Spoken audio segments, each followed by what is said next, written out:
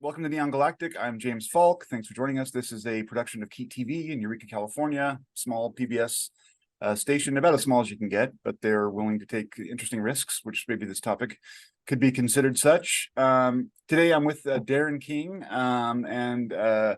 who is a podcaster, also known as ExoAcademian. How do you say it? ExoAcademian? That's right, ExoAcademian. Yeah. Okay, which is a cool name, and in my opinion. And then Liminal Phrames. Also, he's also the communications director for the John Mack Center. Is that right? That's correct. John Mack Institute. Yes. John Mack Institute. Okay. And I want to talk about some of that stuff and what it is you do there. But first, let's just get to know each other a little bit. You are an experiencer, which means you've had an experience with at least what seems like non-human intelligence, right? I mean,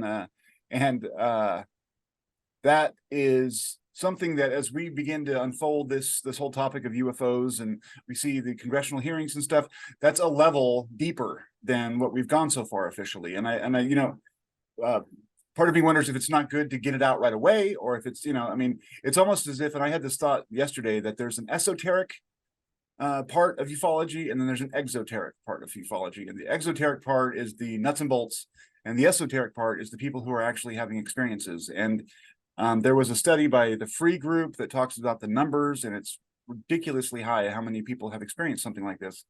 So anyway, can I get your experience of contact, and maybe we can just start from there to contextualize the conversation. Sure. Well, there's a couple different things I would point to. The first thing that happened at the time, I wouldn't have necessarily connected it to the UFO phenomenon, but later on, years later, doing research about the phenomenon and realizing there are a lot of elements about that experience that were very similar to other experiences people have. These are actually quite common once you look at it. And then when you hear about these people having these experiences, for instance, I sometimes have people coming to me and saying, "You're not going to believe this. Please don't think I'm crazy, but such and such happened." And I'm like, "Don't worry, I don't think you're crazy. This is more common than we realize." Yeah. It's just outside of sort of consensus reality. But my first experience was around 2005. I was traveling with my young family across the country. My wife at the time was pregnant with our son, and I woke up in the early morning hours to find a humanoidish female being at the end of our bed. First, just thought it was our daughter who'd gotten up to try to find the bathroom or something, just because that's what you assume. You assume it's going to be something, in your normal life, but quickly realized this being was too tall for that, didn't look like my daughter. And what was interesting was that this female humanoid being seemed surprised that I could see it/her, and proceeded to back up and go right through the wall, like disappear through the wall at the end of the bed. I then did another thing that's very strange in context, but in light of the UFO phenomenon literature, it's actually not that uncommon. My behavior didn't match what you would think it would at the time. So rather than being shocked and wondering what on earth was this being that just went through a wall, I turned around to come right back to bed. And if I had gone to bed, I probably would have just woken up the next day and thought I'd had a strange dream, or perhaps not even remembered it at all. I think that happens a lot, actually. I really wonder how many people are having experiences and just not remembering, or, just lauding them in the sort of the dream category. Yeah. Because that's part of what goes on with this phenomenon. There's crossover between liminal frames and sort of consensus reality. So I came back to go to sleep, basically. Thankfully, my wife at the time saw the whole thing as well. So I feel very privileged that that happened, because I know so many people who are experiencers who wrestle with, am I crazy? Was I delusional? But when you have someone else there with you who can attest to the same thing, then it's much more grounding, and you can ground it much more quickly than you would otherwise. So she said, "Why are you going to sleep? What on earth just happened?" We talked about it. And by the way, when I came back to bed, so I was facing back towards the bed, away from the wall. She saw the being come back through the wall, walk down the front of the bed, the hallway by the front of the bed, and out the front door, not opening the door, just through the front door. Yeah.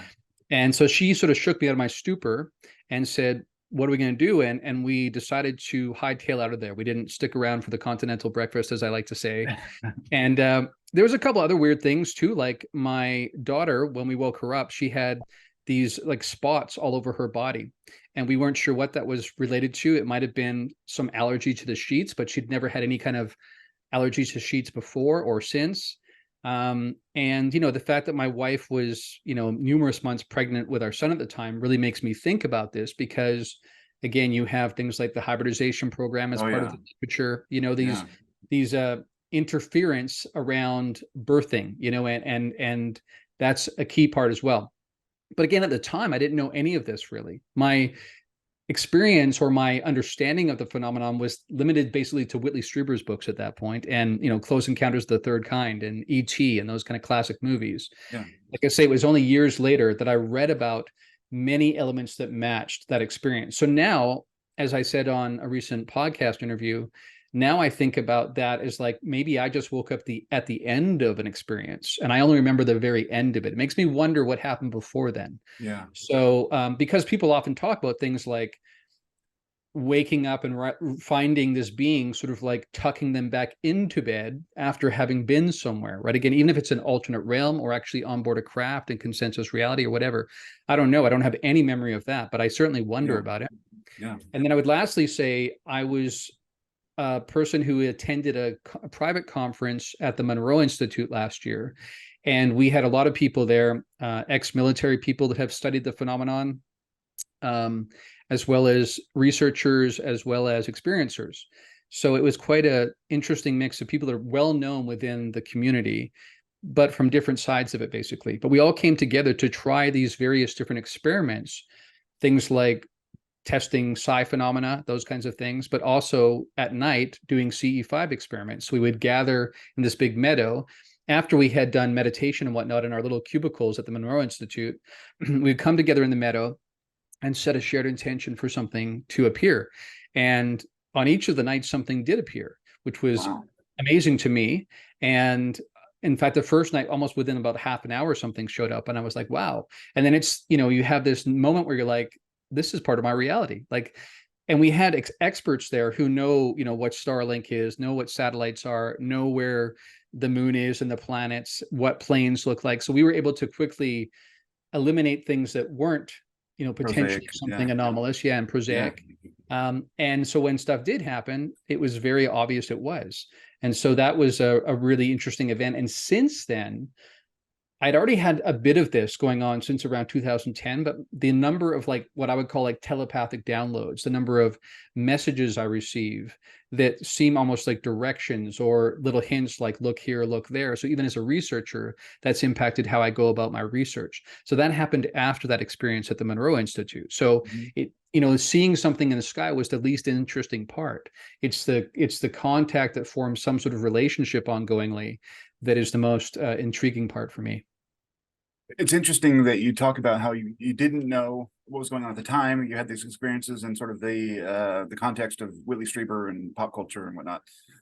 Can you describe for us a little bit about how you conducted the journey from being the first experience, or say the next morning, and where you're at now in terms of how did you begin the journey? What you know led you to take the main steps in that process? Because I'm thinking that a lot of people are going to be going through that, and as much as you know that path can be, you know, laid out prior, might help. Yeah, well, it's interesting because after that experience, again, I didn't think about it as a potential alien. And of course, what's interesting here is that I've had a lot of conversations with a friend of mine named Mike Masters, who is a professor with a background in evolutionary biology. He's an anthropologist. The time travel guy, right? Exactly. Exactly. The piece about some of these ones that are interacting with us may very well be our future progeny coming back either to study us or to impact something in the timeline that they would like to be different. So the fact that my interaction was with a very human-looking being, at the time, you don't think anything about time travel or alien beings, right? You just think this might have been a ghost. I actually even remember we called the front desk of the hotel and said, do you have any history of having ghosts appear or apparitions appear in your hotel? And they said, no, why are you asking? So I explained what happened, and they were a bit nervous about even going into the hotel room after that. But, you know, there was this moment of, so what do we do with this? I remember emailing friends and family and saying, this has been our experience. And most people's response was, yeah, that's weird. I don't know. And they just leave you. Like they don't really want to engage with it. And you don't have anywhere to go with it. So you end up just putting it aside in some corner of your mind, some experience you had that you can't explain, you can't attach it to anything in consensus reality. I think what happens with experiencers, they either do that, or if it keeps happening, it almost drives them crazy just because they need some sort of reconciliation, right? They need somehow to ground this in reality or find out if there's something wrong with them. And that's what drives people to official sources to try to get help to figure out what's going on. And often people at first would rather believe that they have some sort of mental illness or some sort of delusion problem. They'd rather believe that than they're being abducted by aliens or encountering future humans, whatever you want to say it is. Yeah. So basically, for me, it just got put in a corner of my mind. I didn't think about it for years, basically. It wasn't until around 2017 when everything came to the fore in terms of the New York Times article with Leslie Kean, Ralph Blumenthal, and just reckoning that this is real, and then I really dove in. Yeah. And something I would say, what drew me in feels more than just natural. It feels like something was calling me in. And then as I began to dig into the topic, and it also kind of spread into other areas of interest as well, just about religious history and the ultimate meaning of reality. These underlying big questions are all connected to this phenomenon. That's why, as we discussed before we went on the air, this is one of the things that the public is going to have to reckon with. You can't just make a nice little corner and say, this will be for the UFO phenomenon here, and everything else stays the same. It just doesn't work that way. So for me, it was, connecting it after that. And then it really became this obsession and this fascination ever since then. Yeah. I listened to the Engaging Phenomenon, the last one that you were on, and you guys talked about Joseph Burks, the doctor. And I find out that I live in the same town with him, which is fascinating. But he is a brilliant guy, and he talks about some of the stuff on his blog, which I've been like headed first in for a few days now.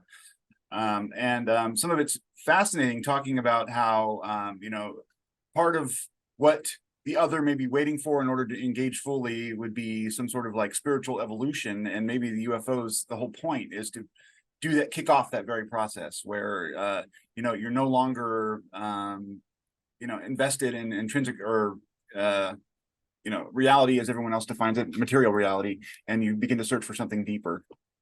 And that's an interesting thought, Yeah, absolutely. I think the free research also found that to be true too, that people's worldview changes. It's not something, again, that they slot into one area and go, I guess aliens are real after all. That's interesting. Yeah. It's not that simple. What ends up happening, and this is, indicated in various research that's been done, is that people completely change their view about reality and even things like life and death, because often they have kind of what is almost like an out-of-body experience. They sometimes will experience, I know people personally who've sometimes just had their consciousness go on board a craft, other times their full body is on the craft. And these beings seem to be able to do that at will. And of course, when you look at some of the literature around out-of-body experiences, people can often do that as well. They can develop that skill. Some people just have it from childhood. They don't realize it's unusual until they talk to other people and realize they're not doing it. But people have experiences where basically they must have been out of their body because, for instance, whether it's a near-death experience or an out-of-body experience, they might see something while they're, flying around. And it's not just imagination, because they're later on able to corroborate that with, sure enough, like a famous case that I think was in one of Leslie Kean's books, is someone in a hospital came out of their body, floated up above the hospital, saw a sneaker sitting in one little corner on top of this window or something near the roof. And you couldn't have seen it unless you were above the hospital. And they were able to confirm that it was actually there. So these experiences really open your perspective about who you are, what's reality, what's life and death. Everything really is on the table. And yes, I would agree with Joseph there that I think that's part of the enterprise. I don't think it's a secondary effect or a derivative. I think that's perhaps the main course on play here, is that they want us to upgrade our perspective, partly because, there's concerns, and this has been a big part of the phenomenon for decades now, warnings about what we're doing to the planet, warnings about the way we see reality, the way we see ourselves, the way we see ourselves as not being connected to everything else, causes major impacts. That is, really presenting a dire situation that is kind of an emergency situation. And they were saying that, and to the kids in Zimbabwe at the Ariel School back in the 90s. So, and when you look at what's going on in our reality now, you certainly could argue that everything they predicted has indeed come true. So absolutely, it's all tied in. It's not just an experience and they're doing their thing and you just happen to have some thoughts, I think front and center is the notion that it will change your worldview. Yeah, absolutely. Do you think, I mean, we hear a lot of discussion about what the nature of these things are, and there's a lot of people who are like they're benevolent, or they're not really interested in us in terms of an aggressive way, but then there's people who also say they're worried about some sort of invasion. Tom DeLonge has talked about, you know, the work of the soldiers and how that's been important to defend us ultimately. But experiencers are the ones who are having the actual contact. Is there any consensus that you sense in terms of what that is, or are we dealing with so many different groups? I mean, just your thoughts on that. I mean, I understand that, you know, no one has the answers, but if you can tell me what you've gleaned from other folks and yourself. Yeah, I would say in broad strokes, again, this is reflected in the free survey, which wasn't a perfect survey. There was ways it could have been done more rigorously in terms of the protocols. They were aiming to really present something to the public and to the scientific community we were hoping would be taken seriously, but the way that they gathered the data could have been done differently. And even some of the things that I'm involved in are aiming towards that. Yeah. But that said, even though it was imperfect, I think it definitely does reflect the overall. The numbers are insane. The Yeah. numbers are really high, you know. I mean, Yeah, but you know what's interesting is most people view their experiences as either positive or neutral. Yeah. And even more interesting, the longer they have to really reflect on the experience and to get over the ontological shock, the more likely they are able to see it as a positive thing, even if it was shocking. Again, I always like to bring up Whitley Strieber, who describes his initial experience a lot like rape. It felt like there was no free will involved. His agency was robbed from him. He felt like he was raped in some ways, in terms of the physical violation. And he was injured. Yet, I mean, he had a significant injury. Exactly. But at the same time, in the same breath, he'll tell you that he thinks this has transformed his life. He's thankful for it. And it presents for humanity the greatest opportunity for spiritual transformation. Again, you could argue that we need it. We need a kind of wake-up call. So again, there's definitely traumatic aspects. I don't know almost anyone who hasn't had at least initial trauma just because of the ontological shock. Because it's not just, I like to give this example. One time I ran into a mountain lion like a few feet away from me when I was hiking somewhere. That's one thing, but that is shocking, but it's something you expect that could happen theoretically, right? It doesn't happen to most people. Chances are low, but if you're out hiking in a park somewhere, national park or whatever, it's something that could happen. And it did happen to me. And even then I felt so much shock that I had PTSD for several years afterwards. I would go into I could be in Manhattan and see a grove of trees and think there's gonna be a mountain lion there. And like if I see some sort of movement from a squirrel or from a dog or whatever, that's based on something that I know exists. Now try to add to that people experiencing something that feels just as physical as that, plus also quasi-physical. There's other elements too, but often it is just as physical as that, with a being that's not supposed to exist. You know, I like to give this example because I know friends who've had this experience. They're lying in their bed. Suddenly, not only are there gray aliens in the room, but they press on their bed and the mattress, you know, depresses. It's like, this is physical. This is visceral as much as it can be. Yeah. But again, even those cases where people initially were shocked out of their minds, right? I know people who spent 20 years in fear and then had a transformation and now have a very relational dynamic with these beings. So we shouldn't underestimate how shocking it is, how long it takes to sometimes get past that initial trauma. But many of the cases end up being positive or neutral. And again, people, most of all, I think, are thankful in retrospect for the way it opens up their worldview. Yeah. But now, is there different interests or different kind of messages that people are receiving that might conflict according to what you've heard? I mean, I'm interested sort of in the dynamic of the other. I mean, in terms of numbers or anything that we could set, parameters on. Again, remarkably, it's very, very similar kind of messages given. I would say that one thing I would open up as a possibility, though, and you pointed to it in terms of there being different kinds of factions, especially if we open up the possibility that some of these beings are us from the future, but at different slices in time. So as time goes on, they are becoming perhaps less fully physical because they're transcending that. They're becoming less like a modern human. They are becoming more telepathic. Their psi capacities are going up. They are often, the further out they are, the more transcendent their view is in general. They identify with the cosmos and not with being human necessarily. And so who you interact with and your sense of how good they are or not, how benevolent or malevolent they are, I think might have to do with where that comes from. And you and I both know in our country right now, we have some very, very different ideas amongst different groups about what reality is, what government should look like. So when you introduce the idea that these things could be at least partially human from the future, then I think it's much easier to fathom this notion that they could have different agendas, different goals that they're in the midst of trying to carry out, because we see that in our own time. Yeah. Again, I think there's more consensus, more of a transcendent view the further out you get. But that's what's interesting. And I've talked to, again, Mike Masters about this, because once time travel is in the mix, then all bets are off, because not only can you have different beings from different times coming back, but they can go back before us, change the course of history. And you look at something like cave paintings, right, in ancient history that seem to depict something like a gray alien. Some people look at that and go, so the Alpha Centaurans were here back then, and they're on the caves. Yeah. But that could be a future human from our relative future who went back in time and now is recorded in our ancient history. That's very much a possibility too, because again, from Mike Masters' point of view, and he makes a very, very compelling point as an evolutionary biologist, by the way, I think even how his path has gone in his lifetime might be connected to them. This is what's really interesting, why people end up pursuing the course they do. But from his point of view, they almost certainly must be related to us from an evolutionary biology point of view. He's speaking it from a very pro-scientific kind of view. He makes the case that they must be somehow hominin, just like us. Yeah. Homo naledi or something. Yeah. There's been some fascinating discoveries on that front. I forget the name of the guy who wrote the book, but there's a new one coming out, which is going to be cool. So one thing that I was talking to a friend on Twitter, Tristan, I don't know if Tristan, he does I know who Tristan artwork. is. Yeah, great guy, really smart. Anyway, he was talking about the relationship between the phenomenon and death or the afterlife.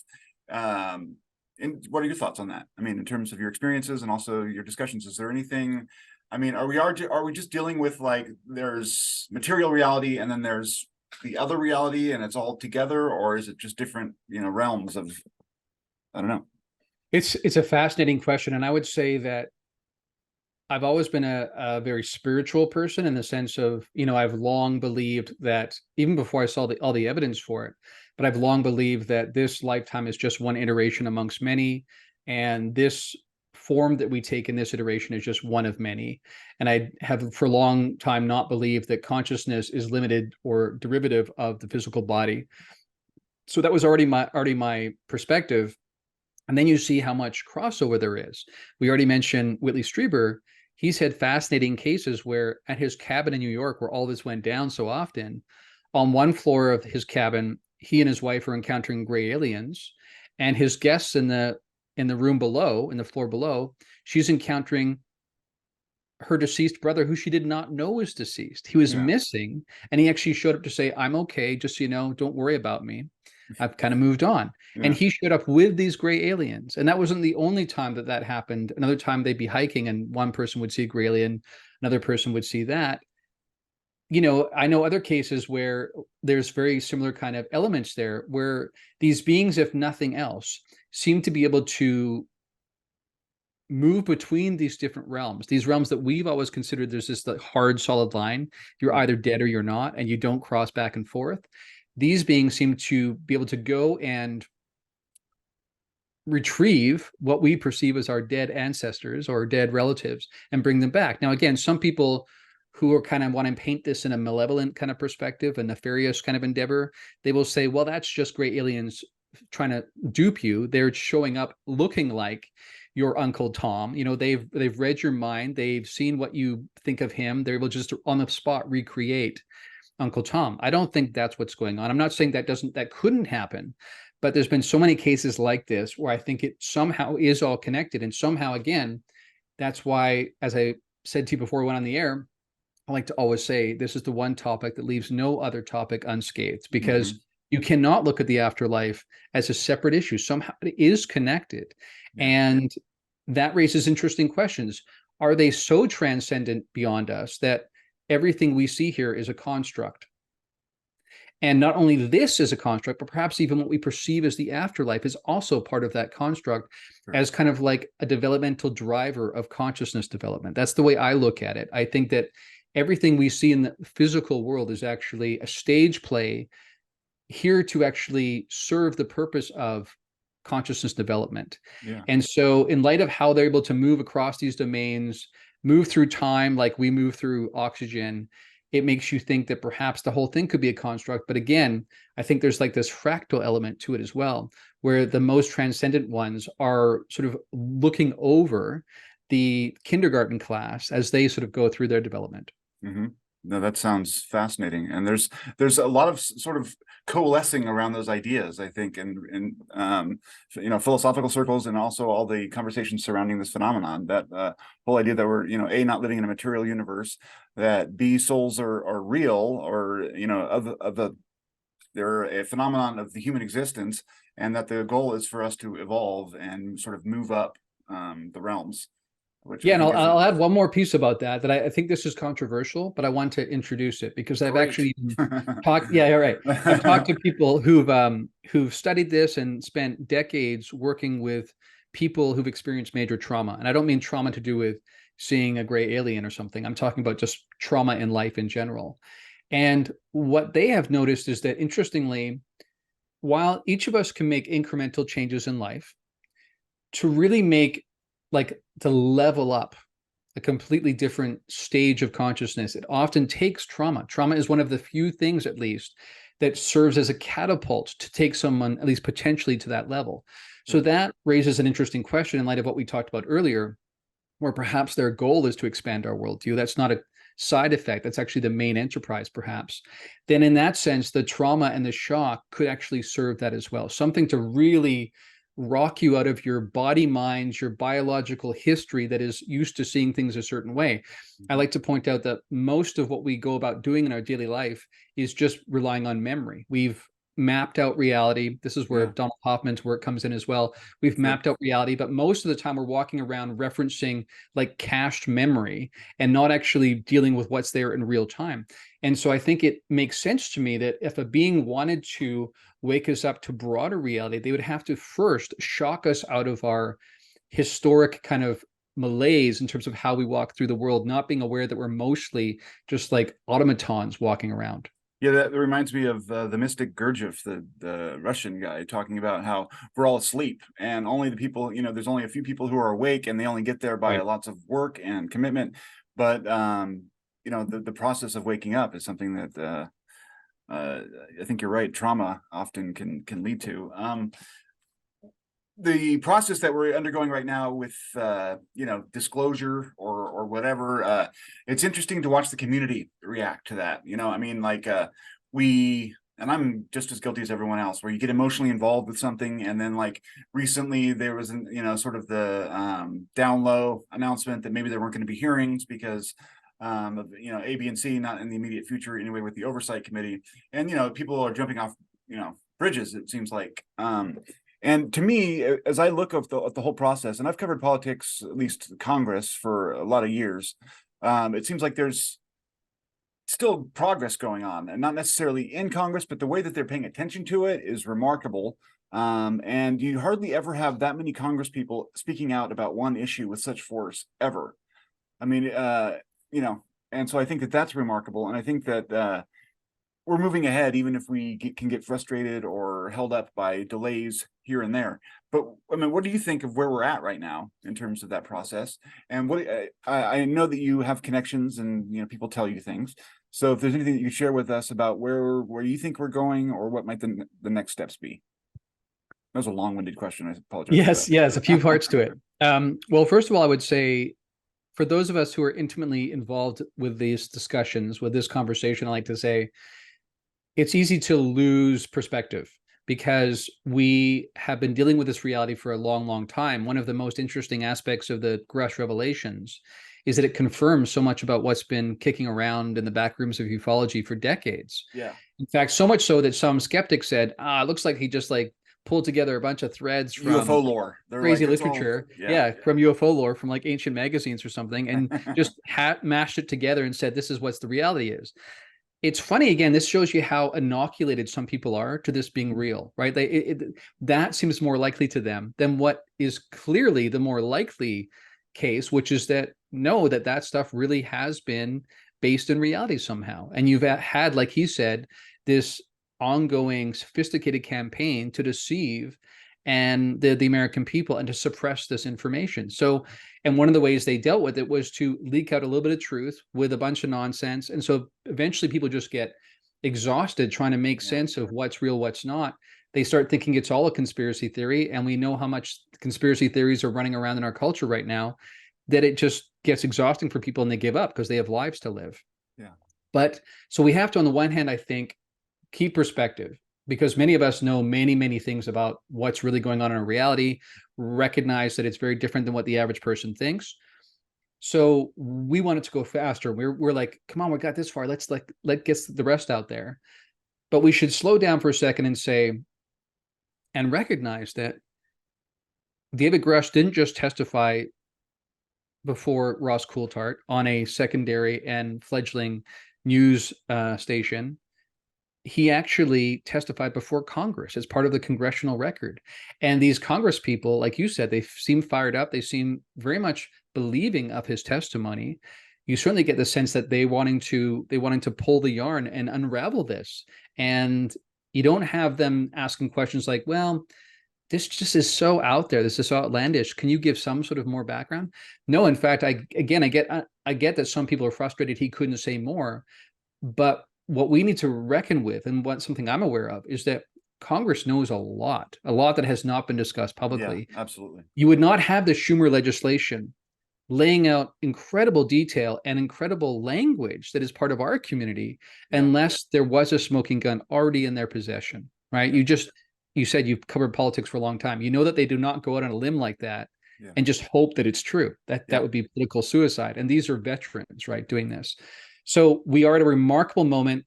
Again, what's interesting is we're kind of in this purgatory moment where you're seeing political positioning around this that's really remarkable, that's laying it out. It's saying not just that there's a possibility that there's been this historic campaign to suppress the truth of the UFO phenomenon, not just a possibility, but there is one.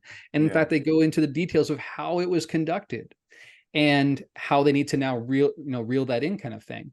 But we're not seeing that yet be headline news on the New York Times, the Washington Post, those kinds of things. We know that those papers passed up the possibility of publishing the paper or the article that ended up in the debrief. And they've both published articles since that are not supportive. I mean, exactly. They're doing the right. They're doing the bare minimum, and even then with the skeptical view. If there's any kind of semblance of some sort of critique of Grush, they're quick to say, yeah, well, look at this. This guy, had post-traumatic stress from being in Afghanistan or whatever. Yeah, so cold and low. The whole it was absolutely. And in any other topic, it would not stand. People would call it out. But again, stuff that happens in here just gets held to a different standard, unfortunately. There's a double standard for sure. So we're still waiting to see this purgatory sort of come to fruition in terms of the average person really begin to grapple with this and change their worldview because of it. We're not there yet. I think it is inevitable. It's just a matter of time because all of the nuggets are already out there. They're already part of the record. And again, when Chuck Schumer says it's going to be one of his main focuses. Yeah, it's one of his top priorities. Season. Yeah, of two, I think. Yeah. Well, I think I heard three. I heard three, China, competition with China, AI, and UFO phenomenon disclosure. I mean, who would have thought 5 years, 10 years, 20 years ago that you would hear the Senate Majority Leader saying such a thing? Sure. It's remarkable. So clearly we are in a different time. It's just that we're not yet seeing it really metabolize into the mainstream, but I think that's just a matter of time. It was interesting watching John Kirby when he was, and they asked him about it, and he was just like, yeah, it's real. I mean, like, the matter-of-fact way that he put it, he didn't engage in any of the supposition or wouldn't say what they were, but I mean, he acknowledged it. And that's in contrast to the press corps, who just kind of refuses to engage with it. To my mind, as a journalist, I look at the situation and I'm like, okay, given the 70 years and all the things that have happened and all the different testimony from all the different reliable witnesses, either there's a streak of insanity in this country, and that itself is a story. The UFO phenomenon whether or not the underlying existence of aliens or whatever else is real is a huge story about the nature of man. Like, there's no way to look at it any other way. So why can't we engage with it and try to figure out what it is without committing to its reality or not, but not like running from it because we're scared to engage, I guess, ontologically or whatever. And so they're dropping the ball, and it's not for a good reason, like, well, aliens are silly. That doesn't really matter to the story, you know? I totally agree. And actually, I think there was an article in The Hill that basically made that point, that there's one of two realities here, and either one should be headline news. Yeah. Either there's this massive interventionary play of non-human intelligence, or at least non-conventionally human intelligence, that defies our understanding not only of physics, but of reality, that's been in our midst for decades now, and that the government has known about it, at least elements of the government has. Either that's the case, or somehow there's a mind virus running through the military-industrial complex up into a political infrastructure that somehow believes all this stuff because a few people have said some things and told some stories. Yeah, and that's like the most If our government is government. susceptible to such a ruse, then that's headline news, right? Either one, but somehow, like you say, remarkably, neither one gets covered. Yeah, and I think that's changing. And you know, as slowly the tenor of the stories changes, and I mean, but again, I think we're going to need some big break ultimately for people to finally buy in. My thought after the congressional hearing was, I was kind of wondering if that was too much for people, because there's a lot of people out there. It's like the fundamental question right now is, are we alone? Right? Like, yes or no, A or B, and just offering up, I mean, getting people to accept the fact that there may be an intelligence outside of humankind is a major thing. So if we were to like just focus on, are there really things flying around that are intelligently controlled and outmaneuvering us? Because that came out, but then there was all this waffling that goes on, and people talking, and Mick West, and people, you know, Susan Goff, and it turns into this like confusing maelstrom of lies and misinformation and mistakes. That's, if you can just verify that those things are happening with one clear video or two clear videos and some backup radar, you know, tracks and whatnot, and really put that question to bed, then I think it gets a lot easier to have all these other discussions. Absolutely. In fact, I'm aware that internally, when the Grush revelations were getting ready to be exposed to the public and to the government, that was one of the internal conversations, was there's a difference between what the truth is and what can be metabolized at any given time in our culture. Yeah. And those are two different questions. Yeah. And if you really want to achieve disclosure or confirmation or something like that, you have to pay attention to the second, not the first. Because if you say too much too quickly, like you said, a lot of people will just tune out and say, that sounds like science fiction to me.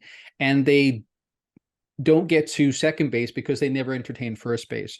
You have to at least get to first base, kick into the next gear where hopefully science and academia comes in, begins to entertain this, look into it, till eventually it becomes part of our cultural narrative. And then you can go into the more, you know, stretching kind of aspects that stretch our very understanding of what reality is. But that was very much one of the questions, was how much can you say? And what is the most strategic way of actually trying to push this down the road so that it becomes irreversible, basically, so we don't fall back like we have in the past? Yeah, exactly. That was very much one of the questions. And I do agree with you that when we get into, you know, bodies and things like that and pilots, maybe that was a bit soon.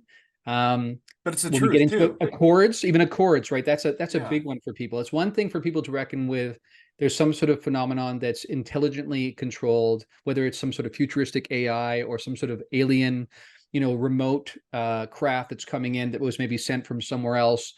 But to think about the fact that they are actually taking people from their homes, they've crashed their craft, right? That's a big one. And in fact, that's one of the Congress people brought that up. How do they manage to fly across the vast expanse of the cosmos and crash when they get here? Again. Right. I mean, some people just go again. This is where I think what we're seeing is that people actually have a really hard time landing on impartiality and just letting the evidence play out. They go, that already sounds crazy to me. I'm done. I'm out. Right. Yeah. So you really do have to pay attention to what can be grokked, what is metabolized potentially in a certain season. And you aim for that and do that first before you move on to the second one. Otherwise, the whole thing just might be too much too fast. Yeah. I mean, I think that ultimately we're going to get there regardless, but I mean, whether and how violent that transition is going to be an interesting thing to watch. When you talk about your, spiritual development, right? Like, I have been on a similar journey in terms of getting into the UFO phenomenon, and I was already researching some things Eastern before that. Like I had researched Buddhism and been practicing meditation and whatnot. But it seems like there was a definite path that I was led on after that. And I end up in a place, sort of a mystical kind of amalgamation of like, Gnosticism and like, being really fascinated by the mystery schools and all this kind of stuff. And it's like even the occult. I wonder, is that sort of where your interest lies as well? Or when you talk about spiritual development, what direction does it go in?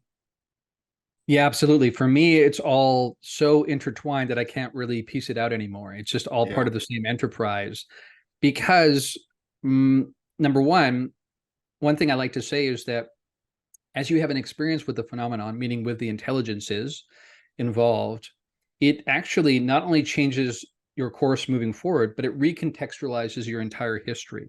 So Sure. I look back at my history and what looked like a meandering journey that maybe was haphazard, now it looks very precisely contoured to me Yeah. to pick up certain nuggets along the way, so I would be where I am now.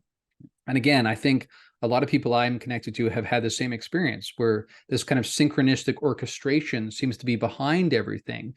And therefore, some movements I was involved in the past, again, Buddhism is a big one for me, non-duality in general, integral theory, these are all things I picked up along the way that are intrinsically connected with what's come up now, so that there was this seamless kind of integration between those things I studied before that had already been part of my worldview. So I was very much able to just expand from there rather than having to start from scratch. And that seems more than just coincidental. Yeah, absolutely. Integral theory. Do you mind giving me a brief explainer on what that is? Sure. Well, so Ken Wilber, who's a mentor of mine, and I had the privilege of hanging out with him in Denver last year. He is a remarkable historical figure. He's probably one of the most, if not the most influential people that you've never heard about, in the sense, or some people have never heard about him. Because what he did was he looked at different kinds of truth statements in different kind of cultural situations, whether it's Eastern spirituality or Western spirituality or science. And whereas each of those saw themselves as the sole arbiters of truth, he said, in what ways can these complement each other? Or in what ways are these actually speaking to different parts of reality? And actually, we can stitch these together in a much more all-encompassing fabric that gives us a much more robust understanding of reality. And another thing it noticed is that, and I've talked about this a lot because of the phenomenon, when I mentioned that whole thing about some of them are much more transcendent than others, when you look even at human history, you see this march towards ever increasing and ever expanding circles of influence and concern. So you go from sort of a tribal sense, very small concern and sphere of influence, to nation states, to maybe religious, institutions that expand beyond nation states. You get like Western civilization being one kind of network. But if you look at that progression over time, you see this expansion of understanding of who we are and what our concerns should be. And now that we're dealing with things like climate change and this question of are we alone, suddenly now it's a cosmological kind of perspective. And another thing that happened with integral theory in terms of the recognition, like you can literally look back at different points in history and say, this emergent understanding of consciousness came online at such and such a point, and then the next one came on at such and such a point. And these things are never predictable ahead of time, but they do come, and it seems to be just an emergent property of consciousness itself that arises in the midst of the context of trial and error of a particular stage. And even when you look at different cultures around the world, it's very predictable. Okay, they're at this stage. It's very likely what they'll do next is go to this stage. And what's also interesting is in integral is this notion of second tier.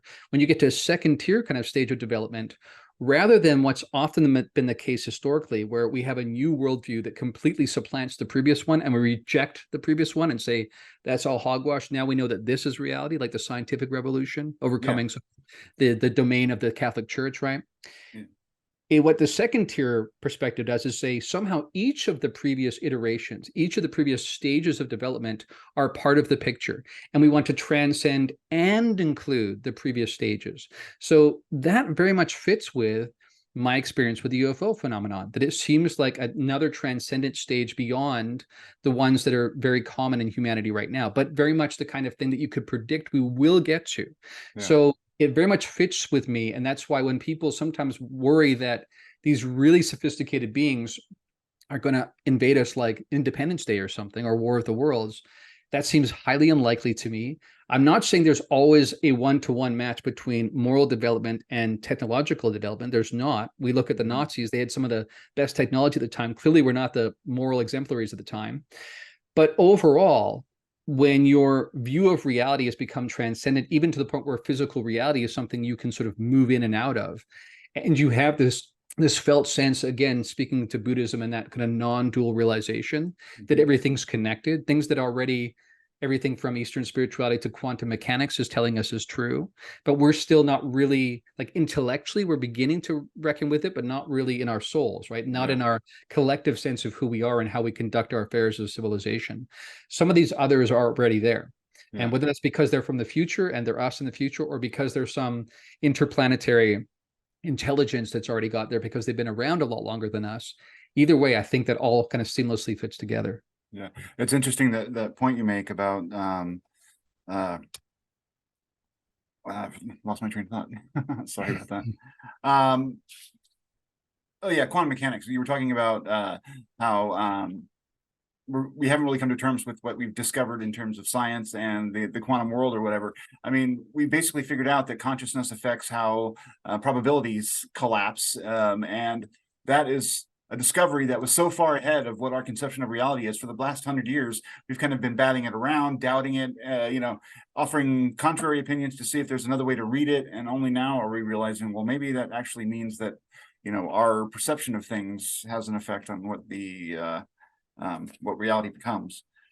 Even in terms of, again, like speaking of Donald Hoffman and Bernardo Kastrup, some thinkers that I really... I'm just reading Bernardo Kastrup's book, actually. Great. Yeah. Bernardo's great. And it's this notion that, like you said, when you really think about the implications of the quantum mechanics kind of revelations that came out like 100 years ago, like you said, we've basically spent 100 years trying to explain it away, try to say, did we just miss something? And yet it's been repeated over and over and over again with ever more sophisticated experiments to make it very clear this is the case, that somehow consciousness collapses the waveform, and that determines what ends up manifesting in physical reality, which again, according to someone like Hoffman or Kastrup, like me, we're all idealists. Like we see consciousness as being primary, like Plato idealists. Right, exactly. Yeah, exactly. The shadows on the wall. So physical reality is derivative of this deeper consciousness construct. And even one of the physicists I'm really fascinated by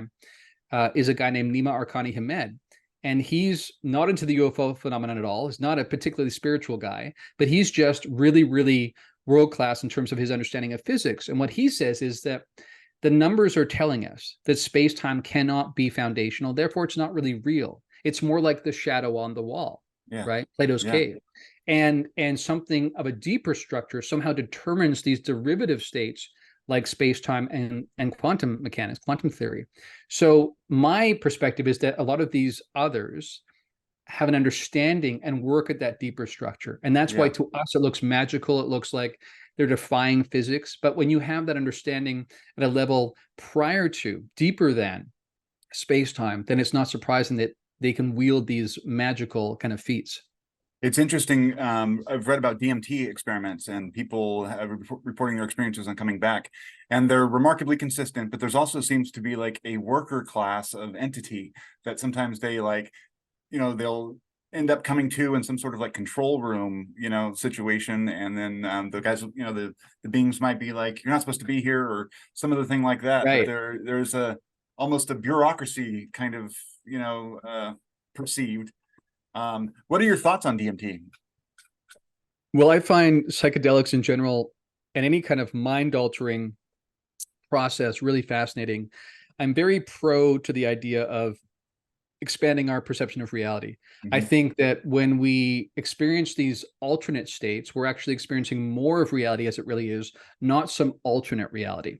So again, leaning on someone like Donald Hoffman, who says that basically what we perceive is just an evolutionary construct, like an interface, like a Yeah. computer desktop screen that we've developed to manage to navigate an incredibly complex barrage of data that would overwhelm us, and we'd be dead in no time if we tried to make sense of that insane complexity. So the evolutionary process has served up shortcuts, an interface like a video game that says you just pay attention to these 5 things and you'll live long enough to propagate the species.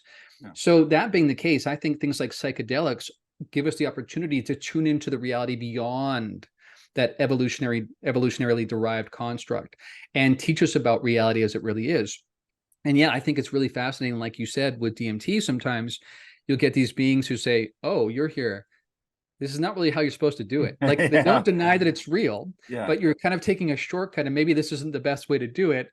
But what's interesting is, even in terms of the ontological foundational, importance of these beings, they, often different people experience the same kinds of beings, right? Yeah. Like these machine elves, or people might have like years between a DMT experience, and the beings are like, oh yeah, you're here again. Like they pick up like they never left off. Like even again, space and time don't Yeah. apply there like they do here. So I think these things are fascinating. I think it needs to be part of the same sort of research endeavor. That's why I actually called my podcast Point of Convergence, because it's about how do all these things, psi, NDEs, OBEs, psychedelics, alternate states of consciousness, how do they, and contact experiences with these other intelligences, how are they all related? Because one of the fascinating aspects that came out of that free survey, and I've seen it in other results as well, is that if you encounter any one of those, you're more likely than someone from the average population to have another one of the experiences as well. Mm-hmm.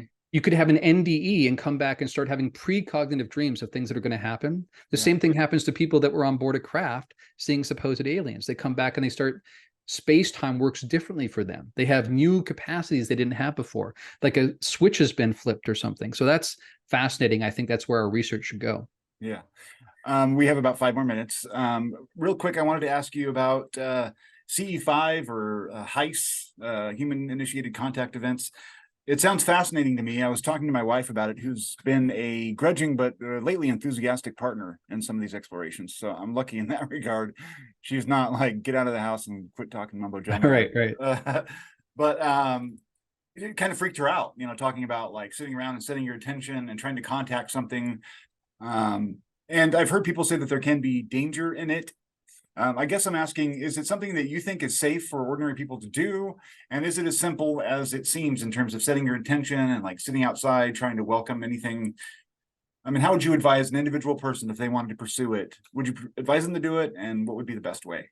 Well, those are some really good questions. I think that it is simple, but there's some caveats. So I think that one thing that our society has not reckoned with at all, that's going to be a bit of a shock to the system, is that we can make contact with other kinds of beings that are not necessarily coming from Zeta Reticuli. They may be coming from another dimension, another sort of, plane of existence that sits right alongside ours, and that we have the capacity, again, and you see this indicated or hinted at in quantum theory, right? That we can contact these beings and actually take the front foot and take the initiative in terms of reaching out and making contact. That's the whole point of CE5. Mm-hmm. Close Encounters of the Fifth Kind is when we take the front foot, and it becomes kind of a participatory kind of event or experience. Now, some, again, skeptics or some people who are anti-occult will say, that sounds like summoning to me. Like, how is that not like calling a demon into our reality? That sounds dangerous. And there's literally people in the government who believe that, right? That's part of what Lou Elizondo ran up against. But I think it does happen. It can happen. I think that I would recommend to people that they become very clear on their own sort of energetic resonance first. They become clear about what kind of signal are they sending out energetically. Because if you intend intellectually to reach out to positive entities, but you're ticked off because somebody cut you off in traffic, or your friend like lets you down or something, and you have all this negative energy that's sort of, residually in your body, then that can be actually the signature you send out. And then you might find coherence with another kind of being that you didn't mean to intellectually reach out to. So having this clarity and coherence around our own energy. I'm actually teaching a class upcoming about these kind of very things, because I think these are the things we need to reckon with as a culture, because this is part of the reality that's coming down the pipe. Yeah. Excellent, sir. That's our time. I appreciate you jumping on and doing this with me. Well, I appreciate it. Great questions. And I'm glad that you're doing this. I'm glad that your station is open to doing this. It's a one of a kind. So good on you. Yeah, I'm going to keep doing it. I can't stop. That's the problem. Even if I wanted to, I wouldn't be able to stop. Exactly. Exactly.